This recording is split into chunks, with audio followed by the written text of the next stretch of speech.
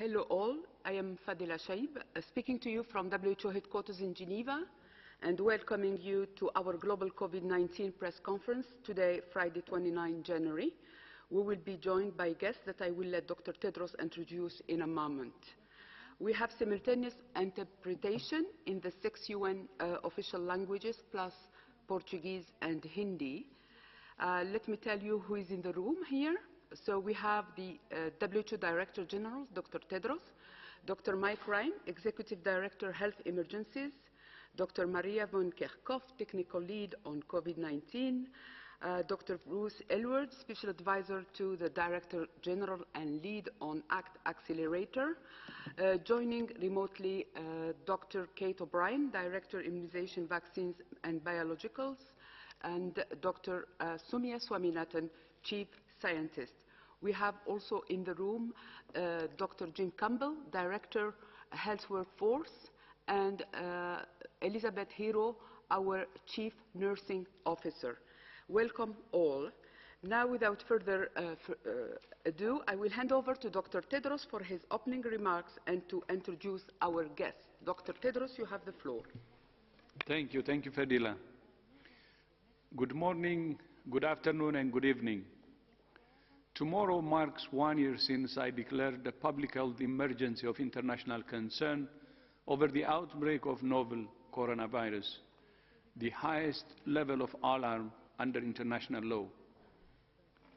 At the time, there were fewer than 100 cases of the disease we now call COVID-19, and no deaths outside China. This week, we reached 100 million reported cases. More cases have been reported in the past 2 weeks than during the first 6 months of the pandemic. A year ago, I said the world had a window of opportunity to prevent widespread transmission of this new virus. Some countries heeded that call, some did not. Now, vaccines are giving us another window of opportunity to bring the pandemic under control. We must not squander it. The pandemic has exposed and exploited the inequalities of our world. There is now real danger that the very tools that could help to end the pandemic, vaccines, may exacerbate those same inequalities. Vaccine nationalism might serve short-term political goals, but it's ultimately short-sighted and self-defeating. We will not end the pandemic anywhere until we end it everywhere. The world has come to a critical turning point in the pandemic, but it's also a turning point in history. Faced with a common crisis, can nations come together in a common approach? When a village is on fire, it makes no sense for a small group of people to hoard all the extinguishers to defend their own houses. The fire will be put out faster if everyone has an extinguisher and works together in unison. More vaccines are being developed, approved, and produced. There will be enough for everyone. But for now, vaccines are a limited resource. We must use them as effectively and as fairly as we can. If we do that, lives will be saved. That's why I have challenged government and industry leaders to work together to ensure that in the first 100 days of 2021, vaccination of health workers and older people is underway in all countries. My message to governments is to vaccinate your health workers and older people and share excess doses with COVAX so other countries can do the same. My message to people in countries that are now rolling out vaccines is use your voice to advocate for your government to share doses. If you're someone at low risk, please wait your turn. Health and care workers have been on the front lines of the pandemic, but are often underprotected and overexposed. They need vaccines now. They and their families have already paid an extremely high price in this pandemic. Protecting the people who protect us is the right and smart thing to do. In the early days of the pandemic, as you remember, people showed their love and appreciation for health workers by applauding on their balconies. Now it's time to show our love and appreciation for health workers by making sure all health workers are vaccinated. Today, I'm honored to be joined by two health workers who have been delivering health services throughout the pandemic. Harriet Naiga is a midwife from Uganda. Harriet, thank you so much for joining us today. Please tell us about your experience working through the pandemic.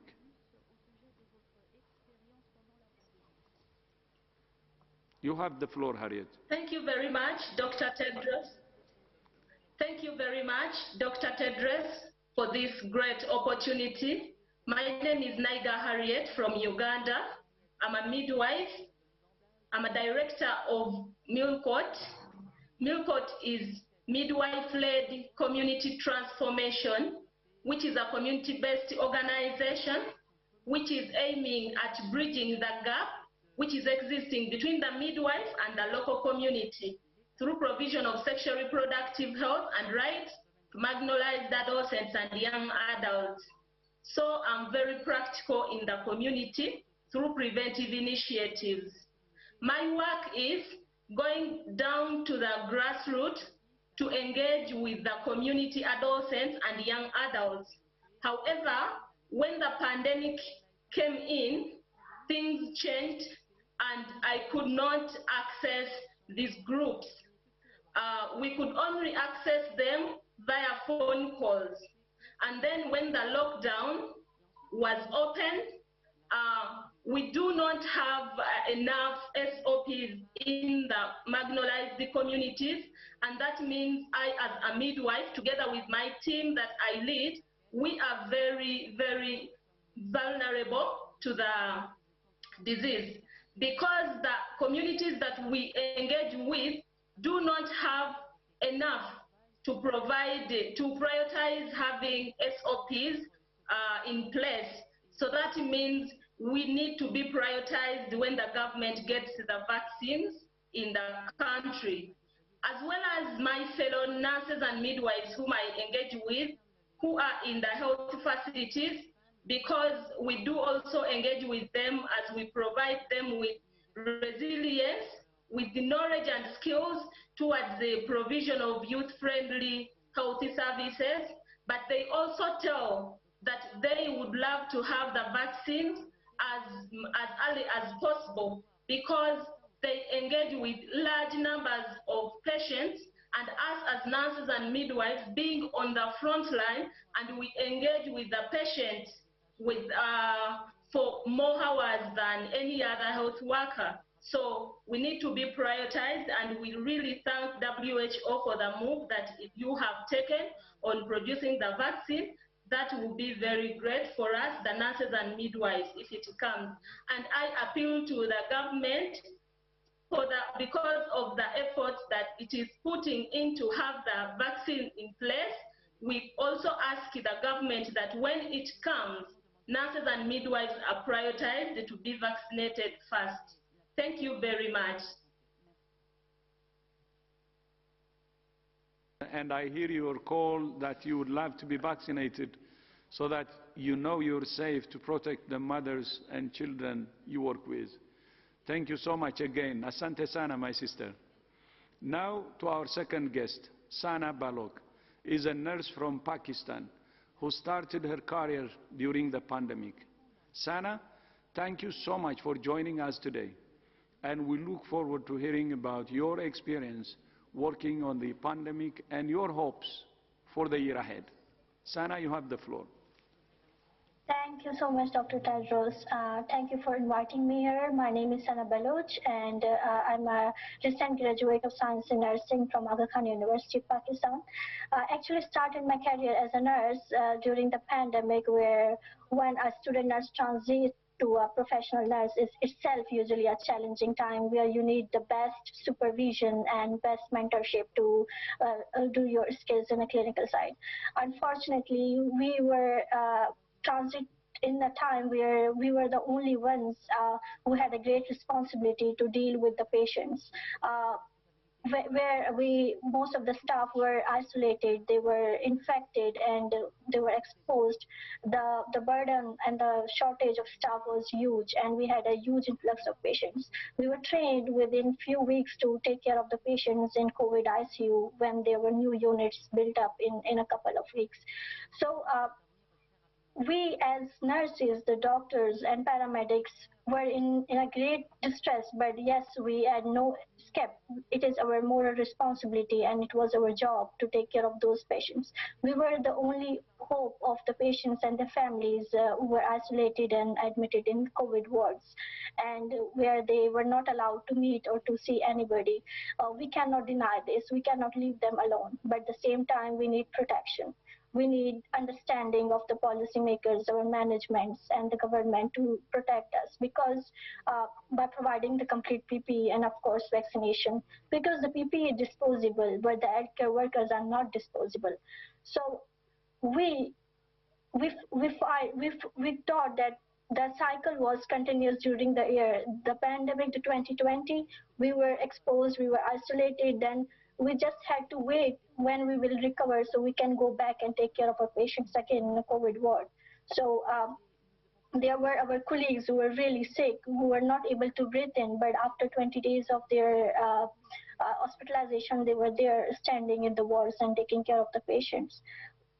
Around 10,000 of the healthcare staff has been infected in Pakistan, and more than hundreds were died.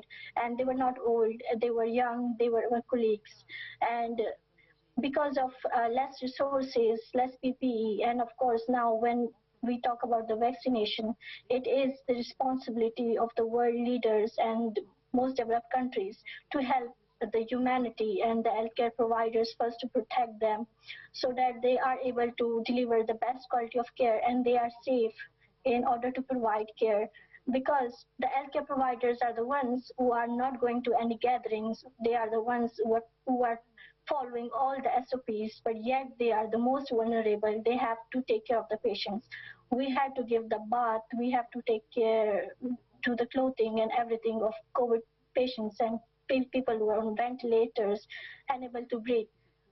There is no escape, and we as healthcare workers, the doctors, the young doctors, nurses, midwives, and all paramedics look forward to the world that they will decide on the basis of the humanity, because it is not something as state level, it is something as a human being. And we as a world can only fight with the virus when we think of safe, providing safe services to our healthcare providers despite of the borders. So yes, I appeal to the leaders of the world that please distribute the vaccine on equitable categories. If you have enough of the resources to vaccinate all your elderlies and all your healthcare providers, so do consider to donate or help out lesser developed countries who do not have enough to even vaccinate their healthcare providers or elders before moving towards the less vulnerable population of yours. Thank you, Dr. Tedros. Thank you so much indeed. Thank you. That's very, very clear. So again, thank you, Sana and Harriet, for joining us today. You have my deep respect and admiration for the work you do every day to save lives and deliver health services to those who need them most. We're proud of you. And you have my commitment that we will do everything we can to ensure you and your colleagues are vaccinated as soon as possible. The theme for World Health Day this year is health equity. Equity is at the heart of everything WHO does. This week, we have released 2 products to close gaps in care and improve health outcomes globally. The first is Essential Diagnostics List, a basket of diagnostics that WHO recommends should be available at point of care and in labs to improve timely and life-saving diagnosis. The COVID-19 pandemic has reinforced the value of timely and accurate diagnostics to save lives. Without them, you're flying blind. The latest edition of the Essential Diagnostics List includes tests for the COVID-19 virus, expands the suite of tests for vaccine-preventable and infectious diseases and non-communicable diseases, such as cancer and diabetes, and introduces a section on endocrinology, which is important for reproductive and women's health. The second product is a new 10-year plan for neglected tropical diseases, a set of 20 illnesses that affect more than 1 billion people, most of them poor.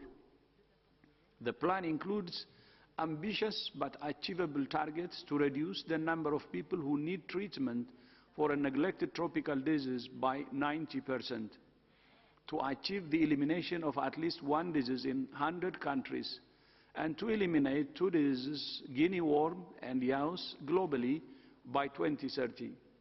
Together, WHO and our partners are working together to ensure neglected tropical diseases are neglected no more. These are just 2 examples of the many ways WHO works every day to fulfill our mission to promote health, keep the world safe, and serve the vulnerable. I thank you. Fadila, back to you. Thank you, Dr. Tedros. I will now open the floor to questions from members of the media. I remind you that you need to raise your hand using the raise your hand icon in order to get in the queue to ask your question. And don't forget, please, to unmute yourself. We welcome also questions from journalists to our wonderful guests, Harriet and Sana. So please don't hesitate to ask your question. They have the experience from the field, and it's interesting to hear from them also. I would like to start the question and answers with a journalist from Cancun, Mexico, Paulina Alcazar. Can you hear me, Paulina? Hola, Fadela, gracias. Sí te escucho. ¿Me escuchan ustedes? Yes, yes. Please go ahead. Muchas gracias. Gracias. Los viajes internacionales no cesan, van en aumento, y hay un nuevo requerimiento de países que piden pruebas, PCR o antígenos para regresar a su lugar de origen. Esto está creando una nueva presión en los testings. ¿Tienen consideraciones promover la vacunación como segundo grupo en prioridad al sector turístico, tripulaciones, hotel, staff y aeropuertos? Gracias.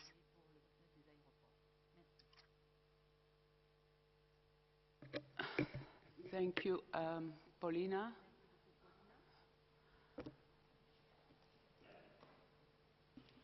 Dr. Ryan will take it. I can start there. I think the question actually specifically relates to vaccinations of people working in the industry, but with specific reference to testing as a measure. Testing is being increasingly used in different parts of our society to do different things, and certainly the expansion of rapid diagnostic tests is bringing a new and very useful tool to bear, taking pressure off the existing PCR-based testing systems, and fully expanding the use of validated rapid diagnostic tests is a major aim of WHO, our partners in FIND and UNITAID, and within the ACT Accelerator. I think Bruce will confirm that.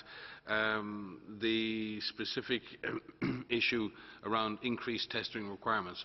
Countries right now are in different situations. Those countries with very low incidence are very, very afraid about re-importing cases and may have more stringent testing in place. Other countries are worried about the arrival of potential variants that will further complicate their situations, and they're targeting reducing movement from certain countries in order to be able to avoid that. It's a difficult prospect, and we do need is coherent messaging around travel requirements. The process of travel itself has been significantly de-risked, and to the travel industry and others, they deserve credit for having put in place a lot of measures to reduce the risk of transmission during the travel process.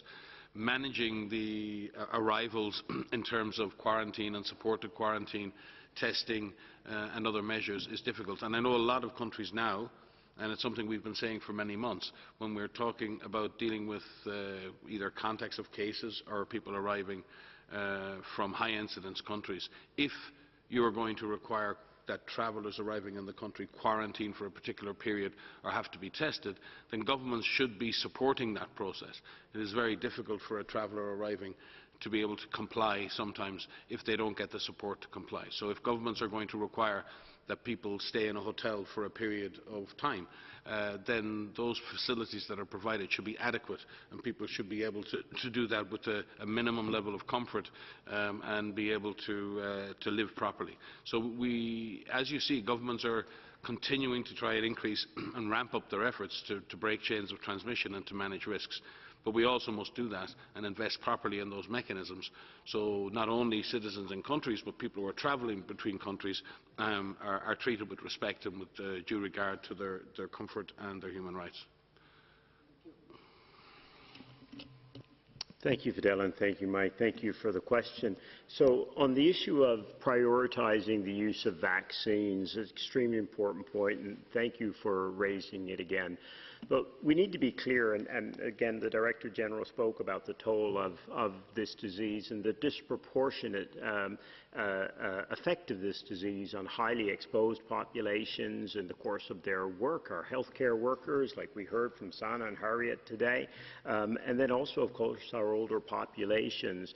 And when faced with a life-threatening disease and what is a ubiquitous risk and threat here of this virus, we have to be extremely careful about how we use the scarce resources that we have to reduce that risk.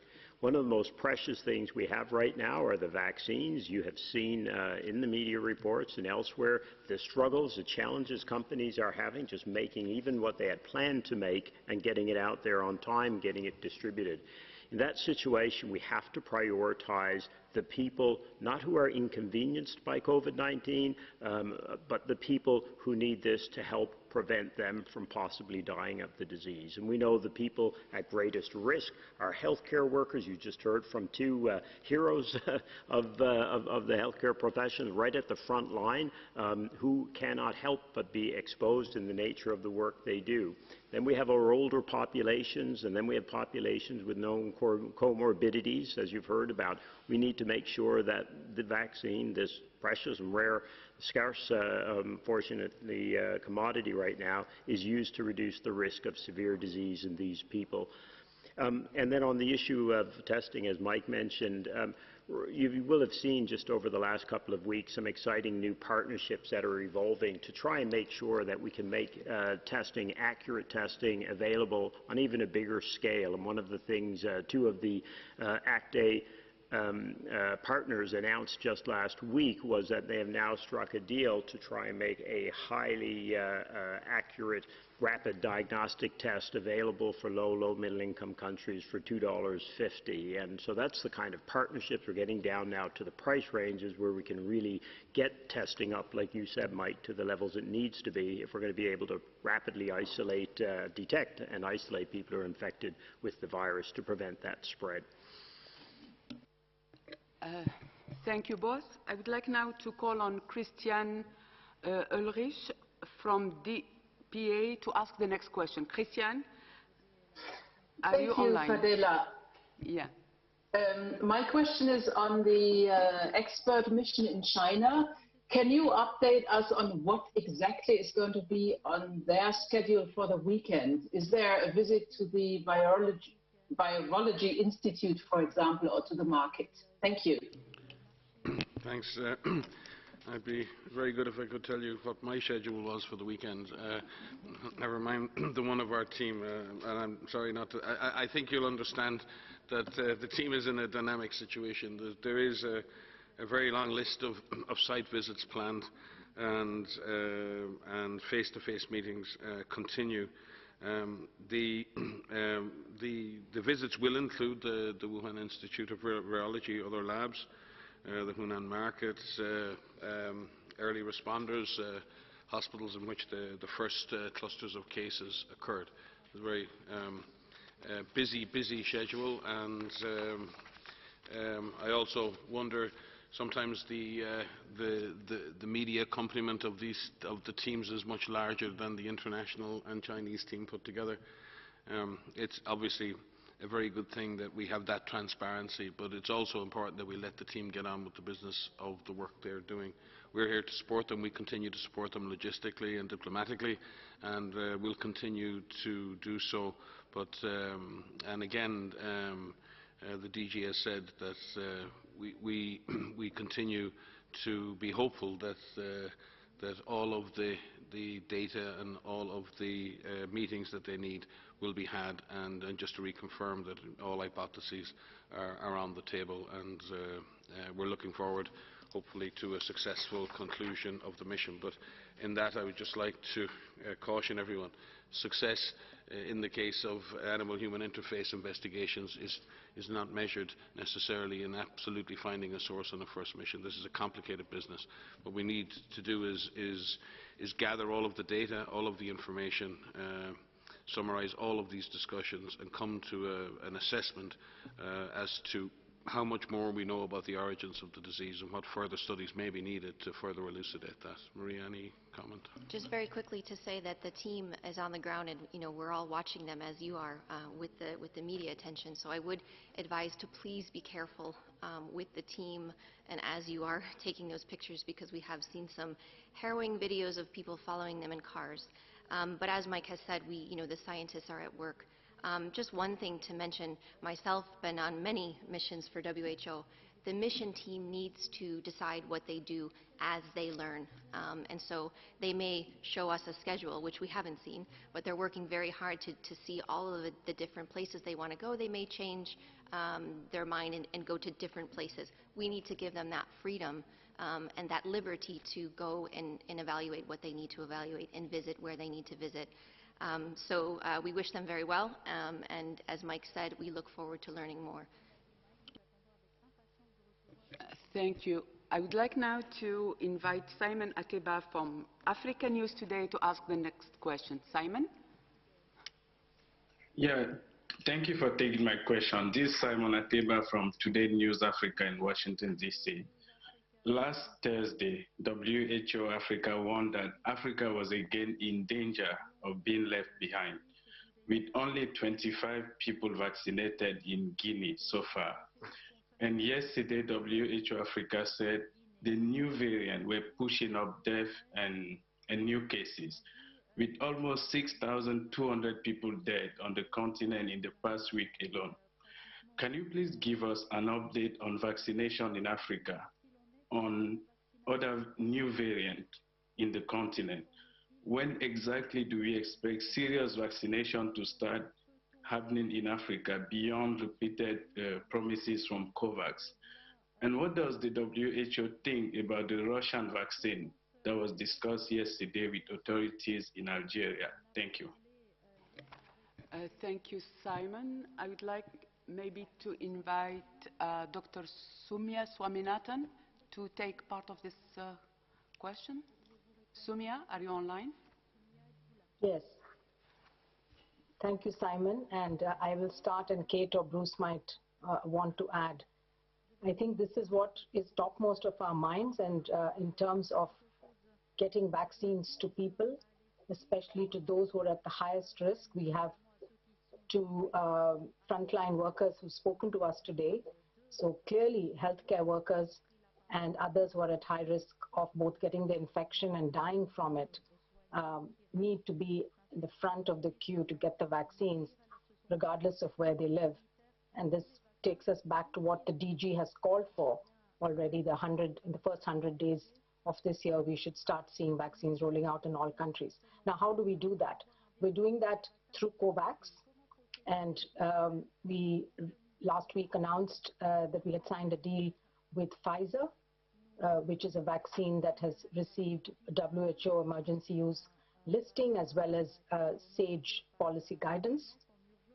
It has challenges of ultra cold chain, but those can be overcome. And so we're hoping very soon in the next couple of weeks to start dispatching the first consignments of this vaccine to countries around the world that are part of the COVAX facility so that they can start vaccinating their health workers and the most high risk.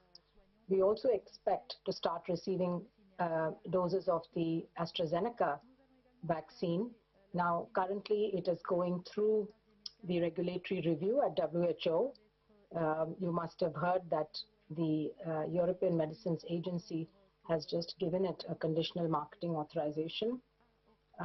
We need to review the dossiers independent of that because the manufacturing sites for the vaccines that will come to the COVAX facility are different from the vaccines that will go to Europe.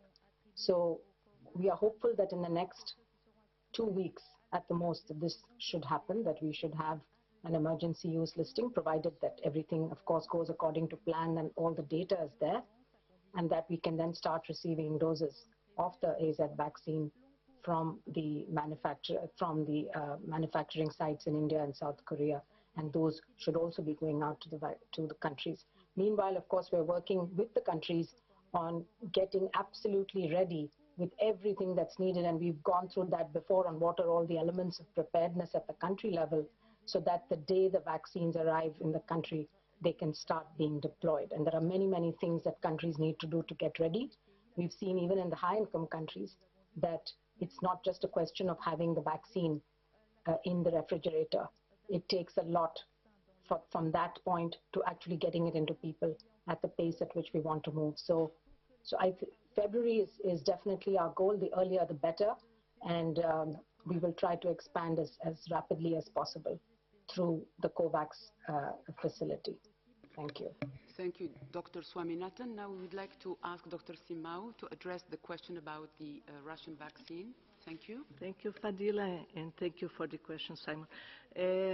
WHO has under assessment at this stage 4 vaccine candidates. The 2 are the AstraZeneca derived, and just piggybacking on the issue of the EMA approval today, it's a very useful approval because it approves the core data, and the core data is useful for all the sites that are, you know that AstraZeneca has 8 different manufacturing sites. So WHO is at the final stages of assessing the sites that will provide to the COVAX facility, which are the SK Bio in Korea and the Serum Institute in India. We are also in advanced stage of assessment of Sinopharm and Sinovac, and at this stage we do have a team in China to do the inspections in the Chinese facilities. Regarding the Russian vaccine, we did have last Friday we had a new meeting with the manufacturers.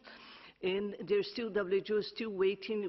There will be subsequent meetings. WHO is still waiting for some core information, some vital information to be presented, and this should be happening in the next few weeks. Thank you. Dr. O'Brien, you have the floor. Yes, just to add a couple of things to what Simia and Mariangela have contributed. On the country readiness, I think what I really want to communicate is the full readiness that many countries have to get started, and yet there are countries that still have a ways to go to be prepared.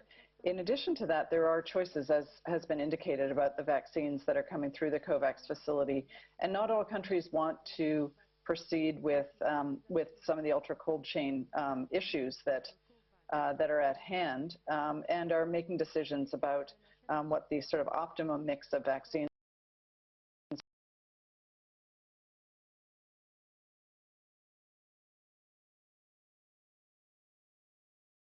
are in the process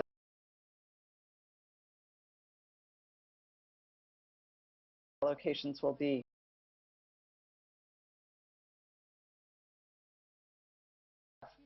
Now,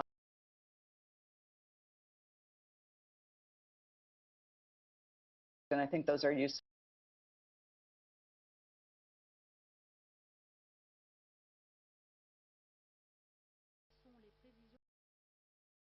Thank you. I would like now to invite Jeremy Lunch from Radio France Internationale to ask the next question. Jeremy, can you hear me?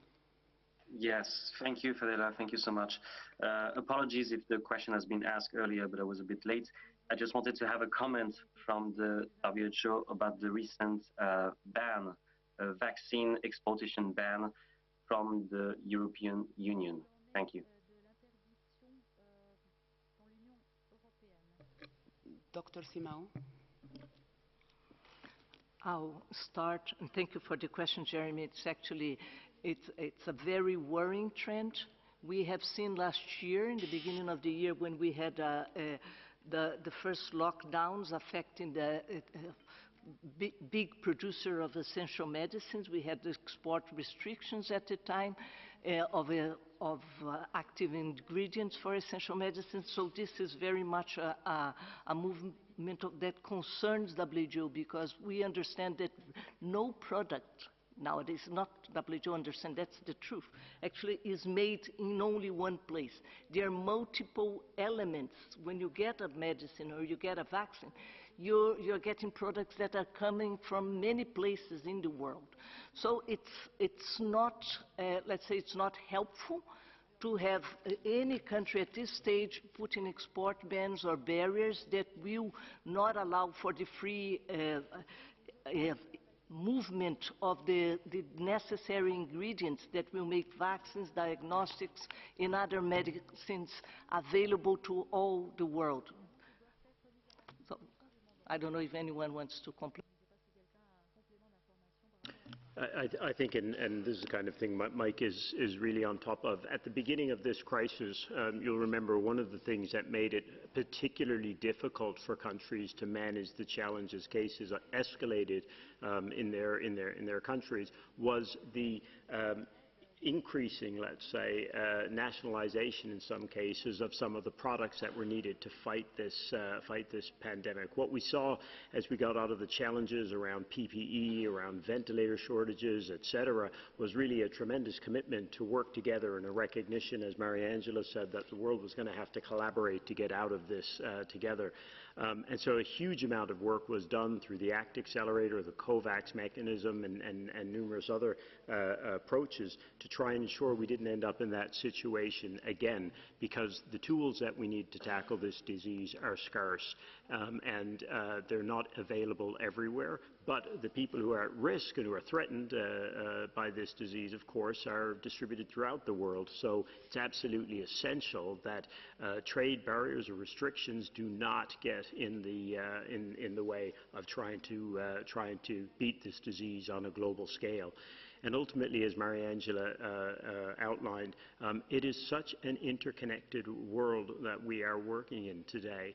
Parts of a vaccine, some of the raw materials may come from one country. It may be made into the vaccine in another country. It may be filled and finished in yet another country or labeled. So this can end up being a self-defeating approach, actually, as well. And, of course, most people are well aware of that, and most people are very, very keen to ensure that these tools can get to the people who need them everywhere on an equitable manner, because ultimately that's what we're trying to do, ensure the equitable rollout of these products everywhere. So anything that gets in the way of equity is a challenge. Thank you. I would like now to invite Lynn Eaton from the BMJ, British Medical Journal, to ask the next question. Lynn, can you hear me? I can, and thanks for taking my question. Obviously, being based in London, we're very much aware of the concerns between the UK and the EU over supplies of AstraZeneca's product. Aside from that particular debate, I'd really like to set that in the context of what will it mean globally if we get different countries having different vaccines, failing to supply to the level recommended in the original license, and then we've got gaps in provision. What does that mean to the progress of the virus, particularly, and risk of it mutating further? Thank you.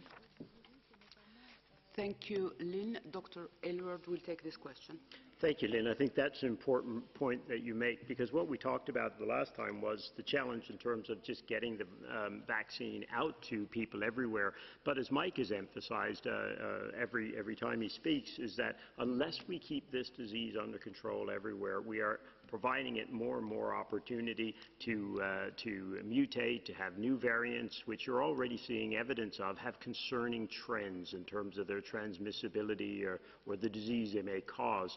So anything, once again, that restricts ability to get these products out to as many people in as many countries as possible, the more we are going to have challenges, not just in terms of that equitable goal we talked about and that goal of reducing the risk of severe disease and death, but also our ability to control the disease and prevent the emergence of new variants.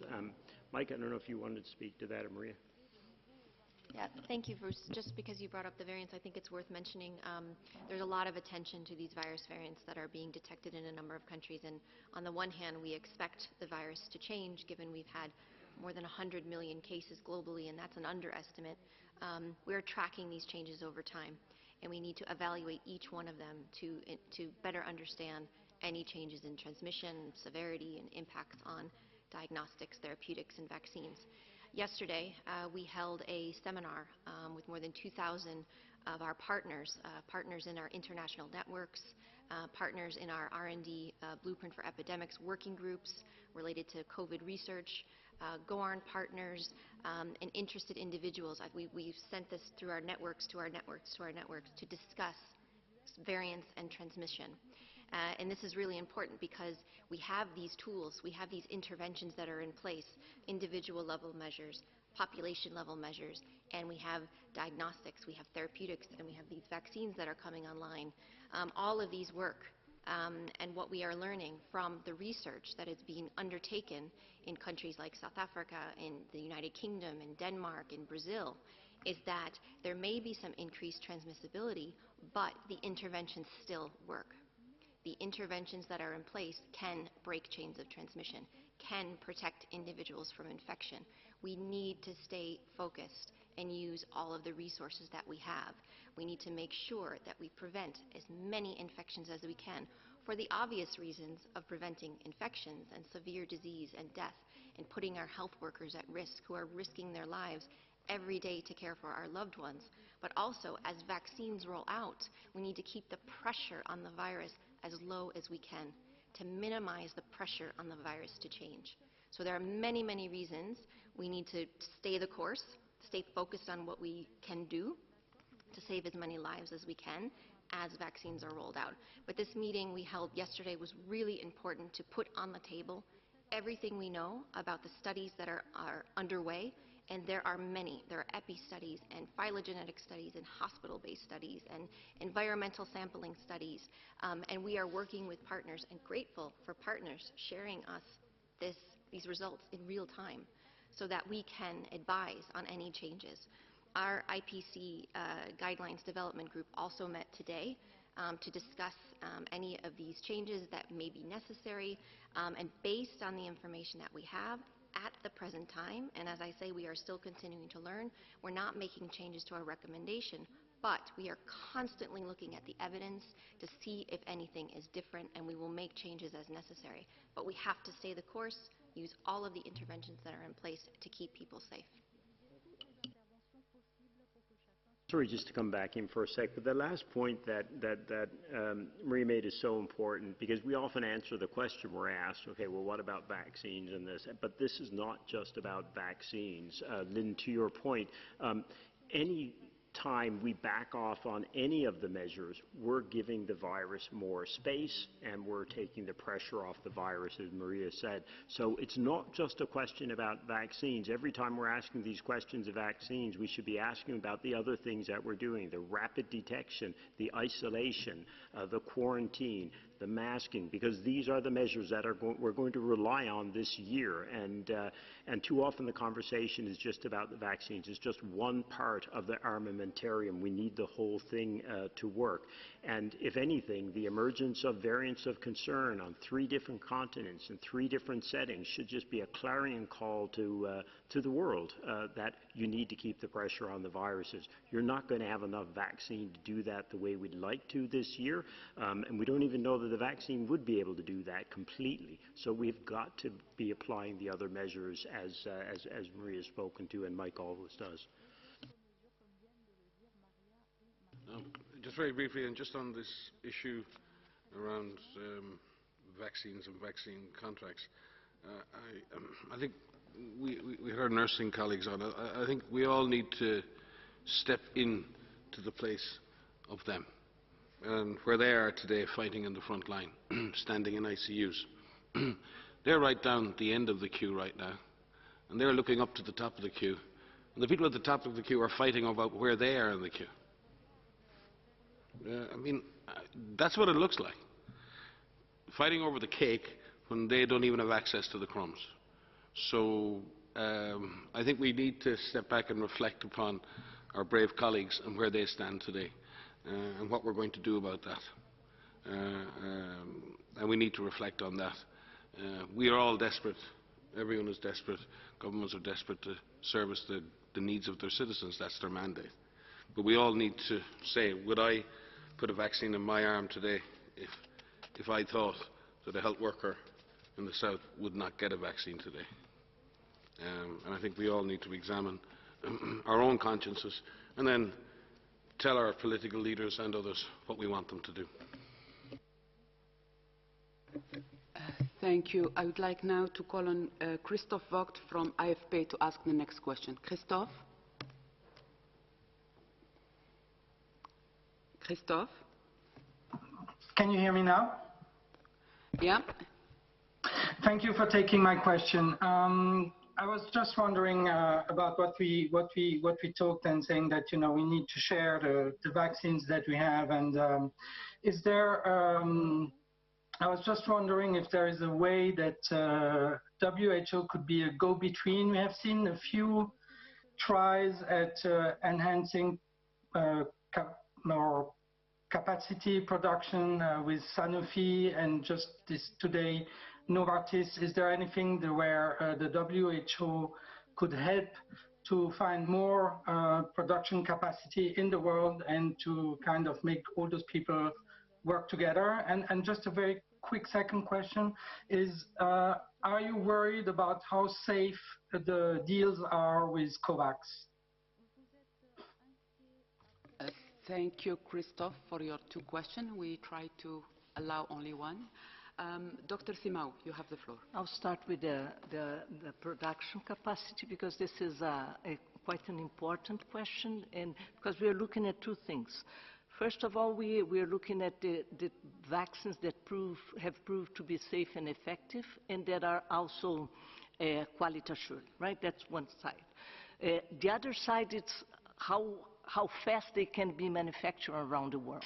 And WHO has put together, at the request of Costa Rica, a proposal for a COVID technology access pool, where we have on one side a call for increased sharing of knowledge and technologies, including technology transfer, and on the other side also a call for increased voluntary licensing through the medicines patent pool.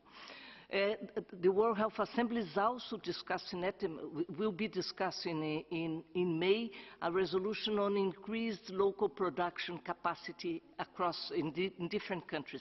And this is very important right now, because what we see is that we need, this global crisis has shown us, is that we need to diversify the supply chain.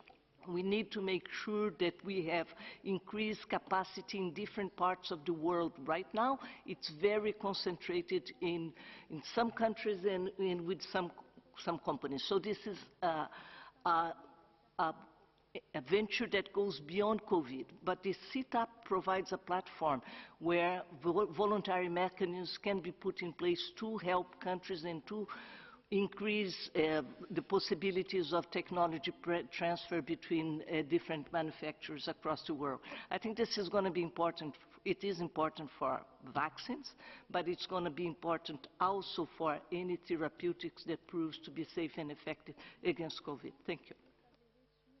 The second question, Dr. Aylward. Sure, thank you very much. The question was how safe are the deals with COVAX in terms of the products. I think as most of you know, and we announced, if I remember correctly, last Friday in the DG's presser, the COVAX facility has now got secured and guaranteed volumes of, deals, pardon me, for over 2 billion doses of vaccine for this year, and then we have options on doses, over 1 billion doses additional. So how safe are those deals? Well, the deals are safe. The question is how safe are the volumes? As you've seen, a number of companies recently announce making vaccines is hard, and there's unpredictability in some aspects. This is a biological process. You know, the projections that companies made about how many doses, they were pushed very, very hard. They tried to maximize their doses, but that depends on many, many factors, whether they'll be successful in doing that. And some companies in some places have had problems with what we call the yields from their products, which ultimately tells you how many doses you can get of the vaccine, and they've been lower than expected, meaning that they've had to announce lower amounts. So the deals are safe. The question always is the volumes. Will we get to the volumes that are very, very ambitious? And that will be the challenge as we go forward. And this is why, to the point that Mariangela was talking about, you know, COVAX and the ACT Accelerator, much of it has been a fantastic success. The ability to repurpose the international health architecture and move so quickly on an end-to-end global solution for something like as challenging as this, taking a unknown disease and having a vaccine to reach billions of people in a year is simply extraordinary. But as you look at that end-to-end solution, we had a great research capacity around the world that really kicked in. We've got great procurement capacities through Gavi, and then working with UNICEF, PAHO, and others, and great distribution networks. But right in the middle of that, there's a critical piece of the pie, and that's the ability to scale up those products very, very quickly to scale. And we're paying a bit of a price for the fact that there's been a contraction in global producers of vaccines for years. It's a difficult business to be in. And as we go forward, part of what we're going to have to look at is take a hard look at how do we solve that and make sure that we can move more quickly. Because in the middle of a crisis, trying to just, like Mariangela was saying, move the technology to another company or someone who's never made a vaccine is very, very difficult. These are hard products to make. So this is going to require a longer-term solution as we go forward. Thank you. Let's go now to Colombia. Andres Gil from NTN24. Andres, are you with us? Hola, ¿me escuchan bien? Buena tarde. Buena tarde. Go ahead, please. Gracias, gracias. Mi pregunta es, ¿ya hay aprobados envíos de vacunas por mecanismo COVAX para países de América Latina? ¿Era posible que hoy, 29 de enero, hubiese un anuncio sobre ello? En caso afirmativo, ¿cuáles serían esos países que recibirían los primeros envíos de vacunas COVAX? Y si hay cantidades o fechas para esos envíos. Gracias.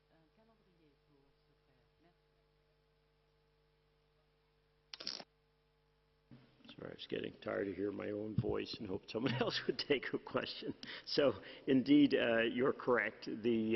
What's happening today, the COVAX facility is working on what they call indicative allocations. So they're looking at the products that they have in the pipeline for the next quarter or 2 quarters, and these are primarily AstraZeneca products, products from the Serum Institute of India, etc. They're looking at the volumes that have been confirmed by the company, and then they're working with WHO and the allocation mechanisms that Mariangela runs to do what we call an indicative allocation, to try and give countries a picture of how much of that vaccine they can expect and when they can expect it, based on 2 critical factors, though. When the regulatory processes will be complete. We have promised the world, we've promised the people of the world that we will only supply products that we can absolutely assure the efficacy, the safety, and the quality. And that takes time. It takes a lot of data, a lot of review to go through that, and that's what's happening right now. So if that part goes properly, which we're anticipating by early to mid-February for these products, and then the second thing is the volumes. Are the companies going to have the volumes? And as you know, some companies are having challenges, so that is going to affect potentially what those volumes actually look like. So the goal this afternoon is to provide, or this evening, pardon me, or in the next day, what would be called indicative volumes, or indicative, and that will help the companies, or sorry, countries to really begin planning then. All of a sudden it's very, very real you know the baby's coming and it's time to start planning and getting everything in place, those parts of the readiness that aren't ready. So that's to help countries plan and get their readiness in place, and with the hope that then these products will start to move in February. In addition, they're also looking at a potential first wave activity that involves the Pfizer product that was announced last week. So these are the pieces that are hoping to communicate as soon as possible to countries. Thank you. I would like now to invite Jamie Keaton to ask the next question. Jamie, Associated Press. Thank you for that. And nice to see you all again. There was an important decision that came from the European Union today about restrictions of the possibility of the export of vaccines from the bloc. We've talked, Dr. Tedros talked about vaccine nationalism. We're hearing about getting to the front of the queue. We're talking about worrying trends.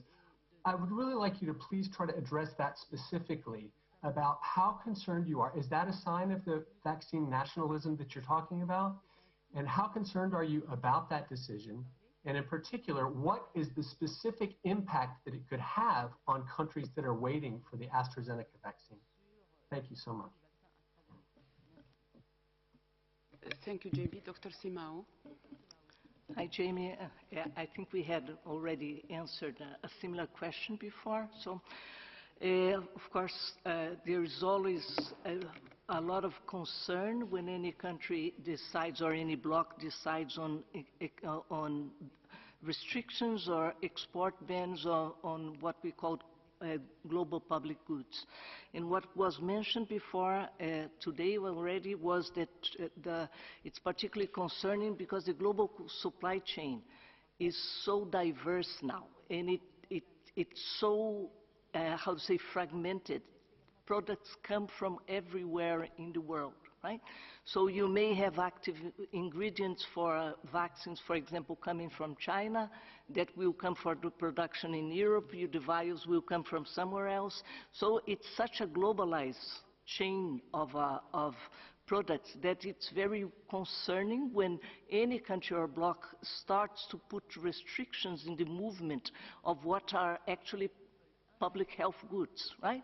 We all need these vaccines to be equitably distributed. And for that, we need that the flow of the ingredients and the flow of the material that will be used at the end of the line, you know, and that will allow, they go even to syringes because it goes from the production, the R&D production, and then the production of the actual vaccine to the vaccine being injected in a real person, right? And all this has a line of products that comes from everywhere in the world. So it's actually, these are measures that don't benefit global health, don't benefit any country specifically, and actually can hamper the plight and the global efforts to ensure there is equitable access to these products.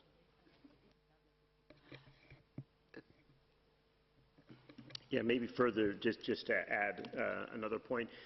You know, I think we, at a time like this, always need to take a step back, right, and make sure that we approach this in a way that is going to ensure everyone gets as much access as possible to these products. And of course, right now there's tremendous frustrations, there's disappointments, there's been a lot of excitement about the vaccines, a lot of promise, and companies have been pushed very, very hard to maximize the amount of products that they can make, and ultimately some of those promises and ambition are falling a bit short. Now, that doesn't mean that things will stop. Of course, the vaccines will continue, but they're not going to be at quite the levels that they needed to.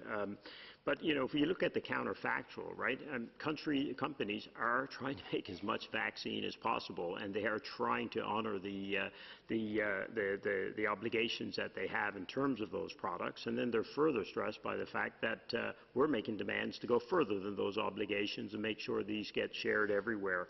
And what concerns us the most in a situation like this is that ultimately it's the most vulnerable countries and often low-income, low-middle-income countries that suffer the most in any situation where we end up with trade restrictions or barriers. And those countries are already incredibly disadvantaged right now, as you're seeing in the rollout of these products, and we're trying to rectify that, and we certainly wouldn't want to see anything further complicated, because ultimately the higher income countries, they find ways around, they find solutions to these sorts of problems, but the damage that can be done to others along the way is what concerns us the most. Thank you. Let's take a last question from Michael Busirkif from CNN Opinion. Michael, can you hear me? I can hear you, Fadila. Can you hear me? Very well. Go ahead, please. Thank you for taking my question. Sorry, it's a bit of a double barrel. As you know, elected leaders, public officials are key to disseminating public health messaging in a pandemic. But over the last few weeks, counted elected and appointed officials have been caught out going on vacations or non-essential travel, either domestically or beyond our borders, in violation of the same advice or regulations which they themselves have either drawn up or espoused. I think this is very important to hear from WHO, especially because so many people have been adhering to the guidelines. But what would your words of advice or peer advice be to these individuals, public officials who have violated the public trust and gone against their own guidance? And just quickly, and forgive me, but because the DG spoke of vaccine nationalism, Canada has secured access to more vaccine doses per capita than any other country in the world. They've struck deals with for about 414 million doses, or about 9 doses per person. And you've already talked about the shortages and the challenges facing COVAX, but is there an issue here with fairness, in your opinion, and should Canada release some options rather than betting on every vaccine production horse, so to speak? Thank you. Thank you, Michael. Dr. Van Kerkhove will take the first part of your question. Thanks, Fidela. Thanks for the question. I mean, I won't comment on individuals. I mean, I think the bottom line is that all of us have a role to play. And all of us need to be following the recommendations with the common goal of ending this pandemic. You know, this pandemic has had a tremendous impact on all of our lives. We are living through probably one of the most challenging situations that most of us will have ever dealt with. Although if we look to our loved ones of older age, they've also been through very difficult times. And we need to stay the course. There are actions that all of us take every day that will have positive consequences or negative consequences. And this is tough. We know that a year plus into this, we're tired, we're exhausted, we want this to be over, but we also have a role to play. We are working with populations and people all over the world to listen, to engage, to understand what are the barriers to compliance. And some of these are really legitimate concerns. People have to make a living. They have to leave their house to make a living, to feed their families. Others, there are inconveniences. And we need to do what we can to minimize our exposure to this virus, especially in areas where it's circulating. We've seen a number of countries that have brought transmission under control, which are having sporting events outside and are living their lives because they have brought the virus under control. We will get there, but we have to make the right decisions every single day to minimize our exposure, and all of us have a role to play. So going back to barriers for compliance, we listen and engage with many different groups, with different ages, with people all over the world to really understand what are those barriers. I think we have a lot more to do in this area of work and understanding behavior and understanding the social determinants of all of this, and working through that. So when we say to stay home, people can stay home. Governments can support them in doing so. But we need everyone's help. So do what you can. And this, we have health workers who are online, who have contributed to this press conference today, who may want to comment on this because they are out and about every single day, putting their lives at risk. And we, as non-health workers, need to do what we can to minimize our exposure, to not need health care, to not overburden an already overburdened healthcare system and keep them safe. So thanks for the question, but bottom line is we need to put in the work, and we all have a role to play. Thank you. I think that was the last question.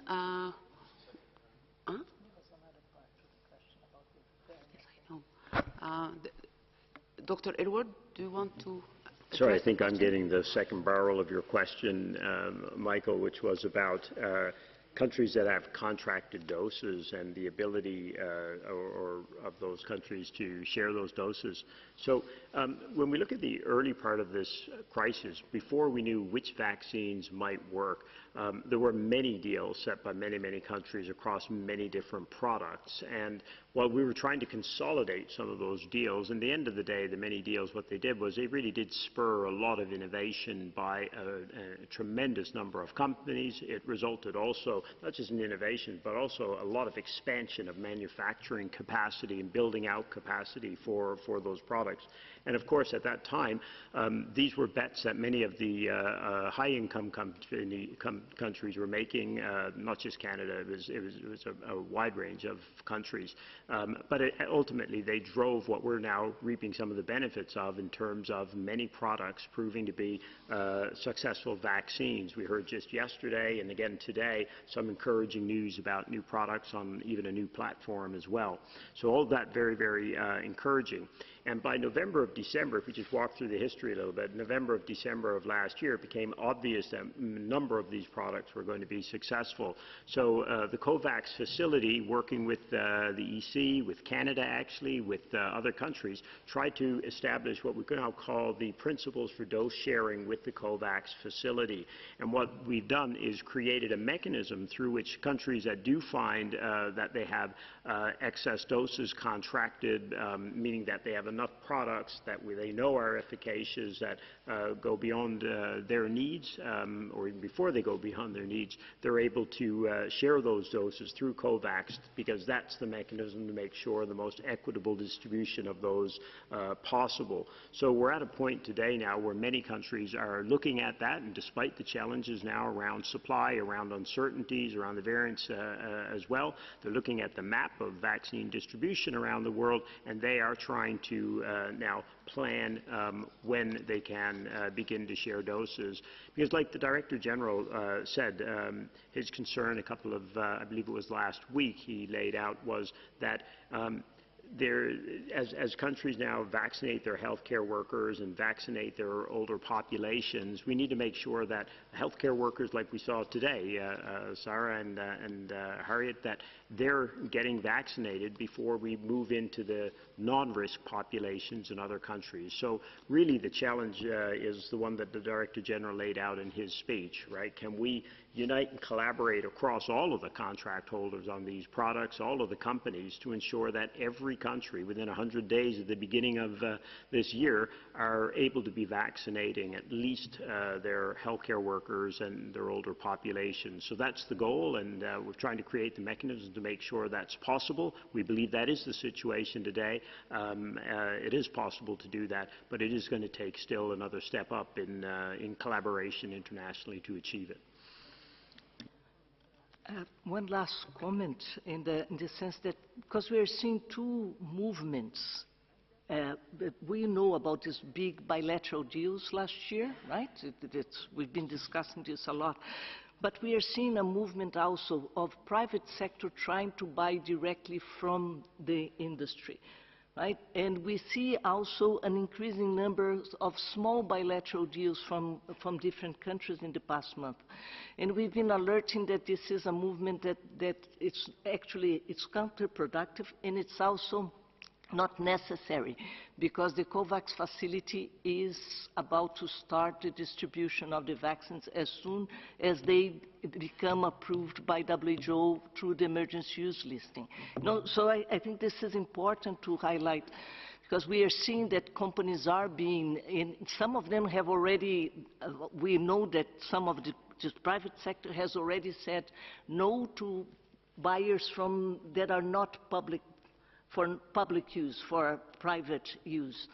So these two movements need to stop, actually, because we have a global facility that's becoming operational quite soon. Countries will be receiving doses of the vaccines that have been assessed by WHO or an stringent regulatory authority. So things will be normalizing in the next few months. So that's an important, besides the donations that Bruce has already mentioned, but I think it's important to think that this is countries are going to receive vaccines. Don't panic. Just very briefly, the DG spoke about a year ago the announcement of a global public health emergency. And he outlined at that time what we were going to need: a comprehensive strategy applied relentlessly, because at that time we didn't have the perfect tools.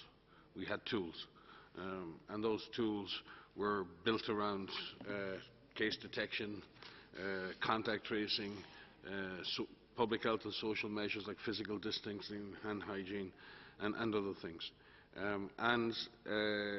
We've learned so much about the virus in terms of better and more available diagnostics, better ways of treating and saving lives, and we've seen fatality rates drop when health workers have the time and the space and the training and the PPE and the availability of medical oxygen and other things, and we can see death rates plummet in that situation.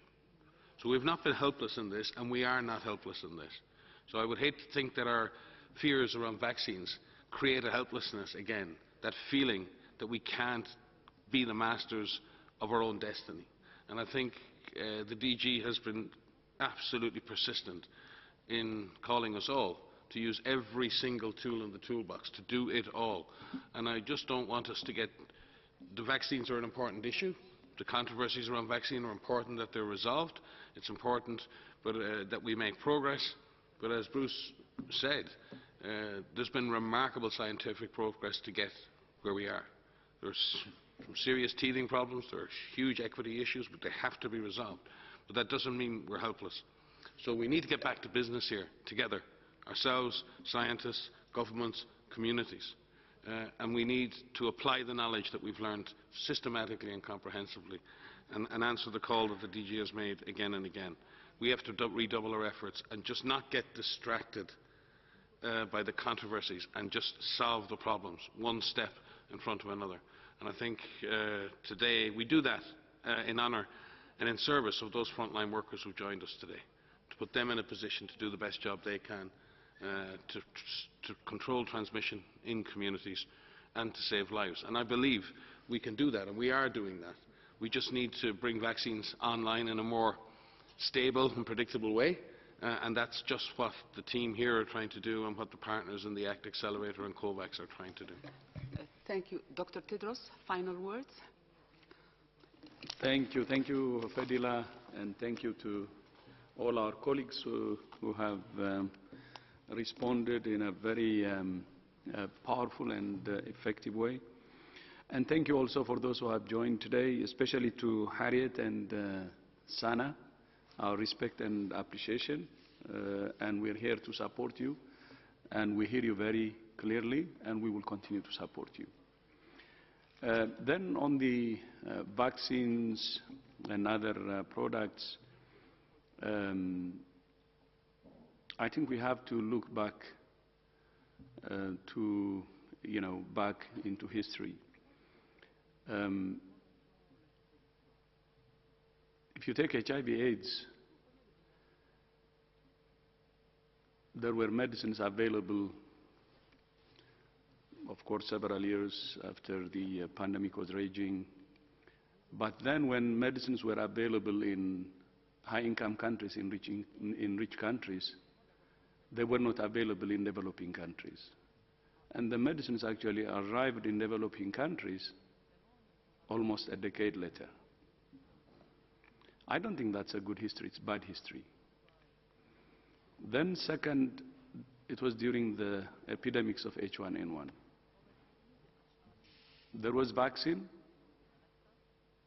The vaccine was purchased by wealthy countries, and vaccines arrived actually in the developing world when the pandemic was over, or the epidemic was over. So it's a choice. Do we want to repeat the same history now? I don't think so. If we hoard vaccines and if we're not sharing, there will be three major problems. One, I said it will be a catastrophic moral failure. And two, it keeps the pandemic burning. And three, very slow global economic recovery. So it's morally wrong in terms of arresting the pandemic. It wouldn't help, and it wouldn't also bring livelihoods back. Is that what we want? So it's our choice.